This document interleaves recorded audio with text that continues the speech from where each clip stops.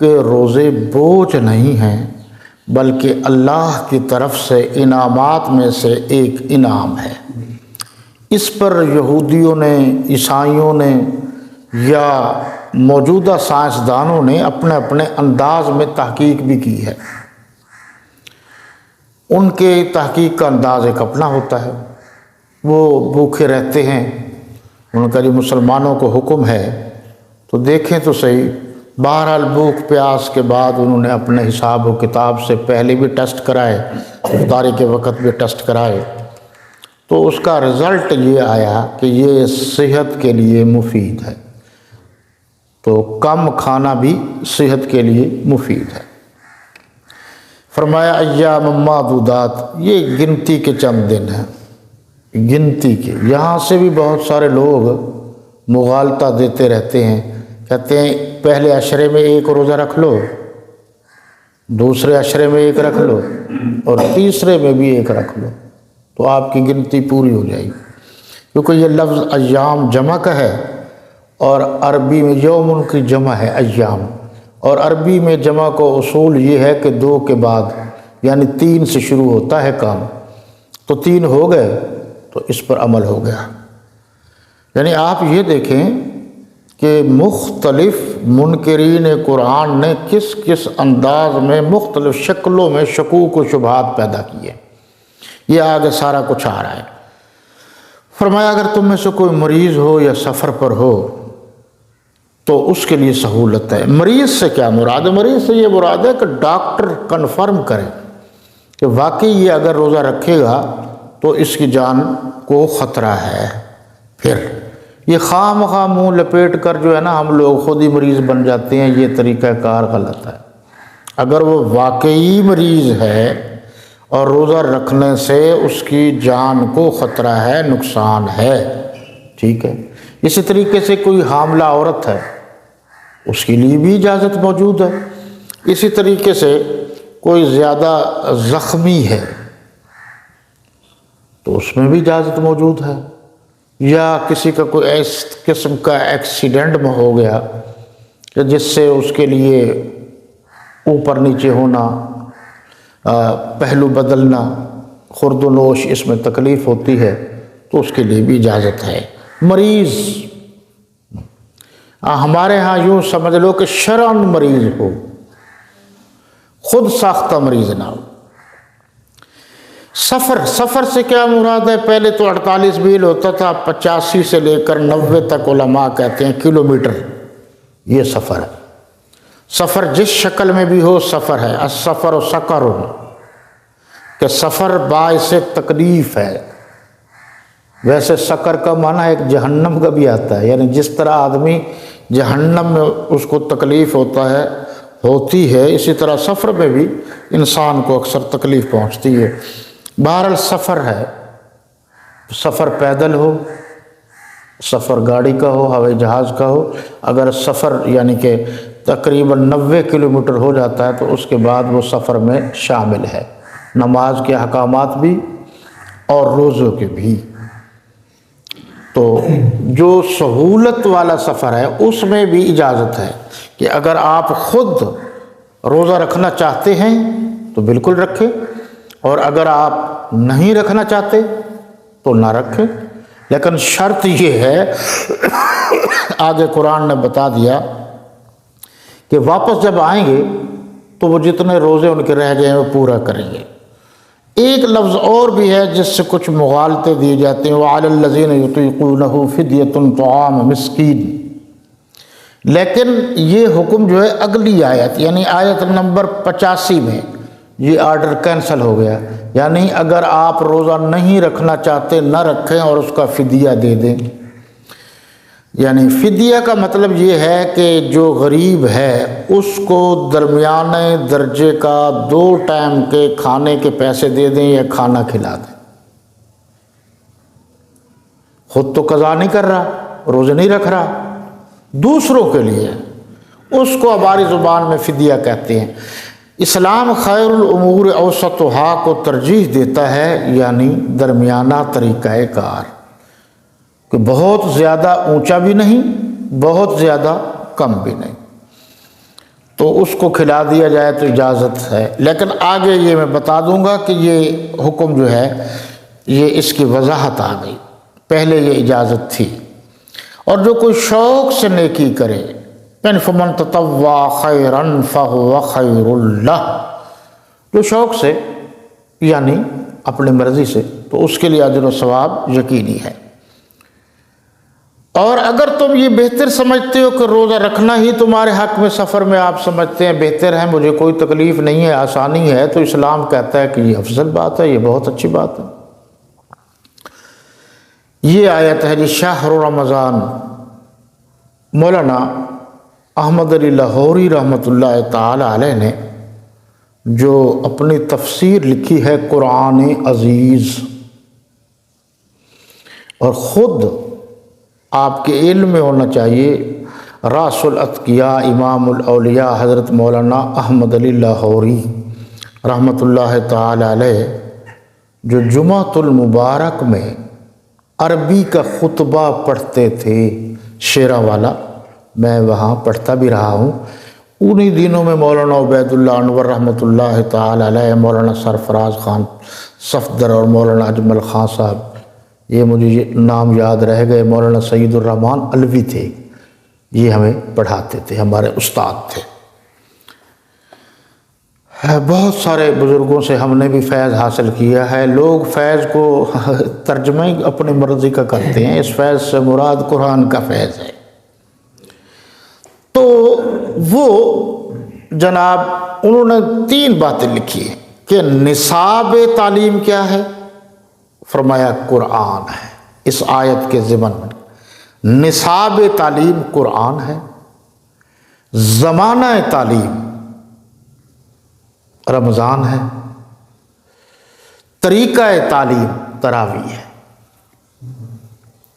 تینوں خوبیاں بتائیں، جس طرح فرمایا نا اولہ رحمت و اوسطہ مغفرت و آخرہ عتق من النار، پہلا عشرہ رحمت ہے اور دوسرا رحمت ہی ہے، یعنی رحمت ہوگی تو مغفرت ہوگی، اور آخری جہنم سے آزادی۔ تو اس میں کہا گیا کہ رمضان المبارک میں قرآن اتارا گیا ہے، یہ بات واضح ہو گئی، مہینہ رمضان المبارک کا تھا۔ اب اس پر علماء کرام نے اپنی تحقیقات لکھی ہیں، کچھ تو فرماتے ہیں کہ آغاز شروع سے ہوا، کچھ فرماتے ہیں کہ نہیں درمیان سے ہوا، اور کچھ فرماتے ہیں لیلۃ القدر کی رات سے ہوا۔ اچھا، لیکن یہ بات طے ہے کہ قرآن 23 برس میں تھوڑا تھوڑا اترا ہے، یعنی ایک مہینے میں پورا نہیں اترا، تھوڑا تھوڑا اترا ہے، ضرورت کے مطابق اترا ہے۔ جہاں آپ مکہ میں تھے وہاں نازل ہوا، مدینہ میں تھے وہاں نازل ہوا، پہاڑوں پر ضرورت پڑی وہاں ہوا، میدان میں وہاں ہوا، تھوڑا تھوڑا اترا ہے، تو 23 برس میں مکمل ہوا ہے۔ کچھ علماء نے بہت پیاری بات لکھی ہے، وہ فرماتے ہیں یوں کہو کہ آغاز رمضان کے شروع سے ہوا اور قرآن مجید کا اختتام لیلۃ القدر کی راتوں میں سے ایک رات، زیادہ تر جو لکھا ہے 27 کی رات کو ہوا۔ فرمایا یہ قرآن کیا ہے؟ لوگوں کا رہنما ہے۔ آج لوگ قرآن کو رہنما نہیں سمجھتے، قرآن رہنما ہے، قرآن اصول ہے، قرآن رہبر ہے۔ حضرت ابو ذر رضی اللہ تعالی عنہ فرماتے ہیں کہ جو شخص صبح صبح قرآن مجید کی ایک آیت کو سمجھے یا سیکھ لے تو 100 رکعت نماز نوافل سے بہتر ہے۔ اور یہ بھی ساتھ لکھا ہوا ہے، اور اگر کوئی اس پر عمل کر لے، اس آیت پر یعنی عمل کا باب کھول لے، تو 1000 رکعت نوافل سے بہتر ہے۔ تو قرآن قرآن ہے، یہ بات اچھی طرح نوٹ کر لیجئے، قرآن سے بڑھ کر کوئی کتاب نہ آئی ہے نہ تا قیامت آئے گی۔ یہیں سے میں اخذ کر رہا ہوں اس بات کو، جب قرآن اتنا عرفا ہے، اعلیٰ ہے، بلند ہے، رہبر ہے، رہنما ہے، تو اللہ رسول صلی اللہ علیہ وسلم کے حکم سے جو اس قرآن کو لکھنے والے ہیں وہ کتنے عظیم ہوں گے، وہ کتنے کائنات کے رہبر و رہنما ہوں گے۔ وہ حضرات صحابہ کرام رضوان اللہ تعالی علیہم اجمعین ہیں۔ بعض نے 17 لکھا ہے، بعض نے 21 صحابہ کرام کے اسماء گرامی لکھی ہیں جو متواتر قرآن مجید کی خدمت پر ڈیوٹی دیتے تھے اور لکھتے تھے۔ آگے فرمایا کہ قرآن کھلی نشانیاں ہیں، حق و باطل کو الگ الگ کرنے والا ہے۔ یہ اس کا ترجمہ آپ دیکھ لیجئے جی، فرقان کا انہوں نے کیا، جو حق و باطل کو الگ الگ کرنے والا ہے، یہی لکھا ہے جی۔ ذرا دیکھیے، جو حق و باطل کو الگ الگ کرنے والا ہے۔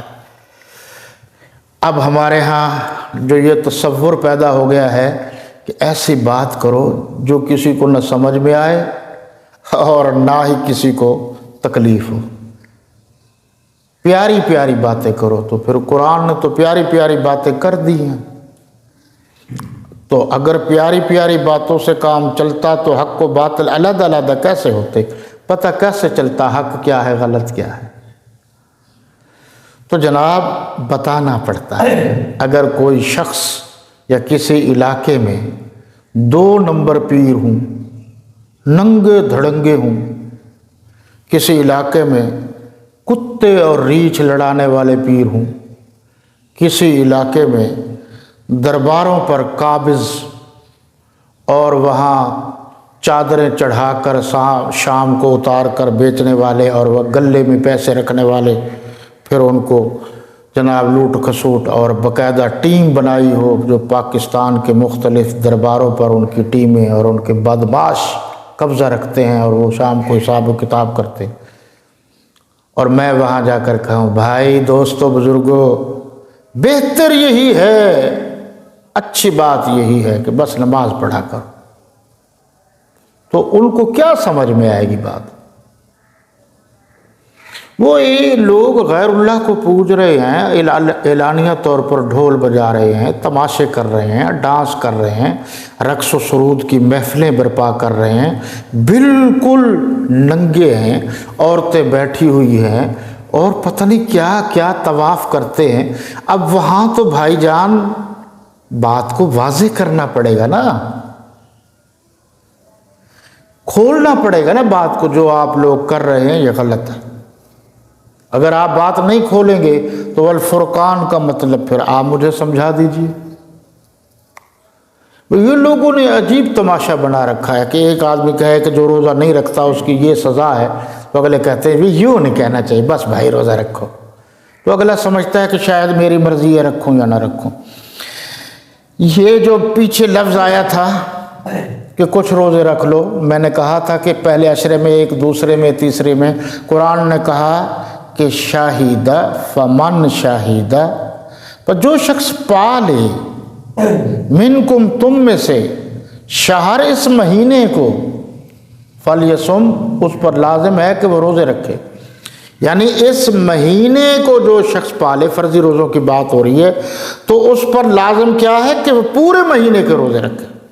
یہ لفظ آ گیا ہے، اس لیے یہ لوگ مغالطے دیتے ہیں، اور آپ کے تو ذہن میں آ گیا ہوگا کہ یہ 3 روزوں کی باتیں کون کرتے ہیں، اور ایسے بھی کرتے ہیں کہ ہمیں تو روزہ رکھنے کی ضرورت ہی نہیں ہے جی، ہمارے آباء و اجداد اتنے روزے اور نیکیاں کر گئے ہیں کہ اب ہمیں مزید نیکیاں کرنے کی ضرورت نہیں۔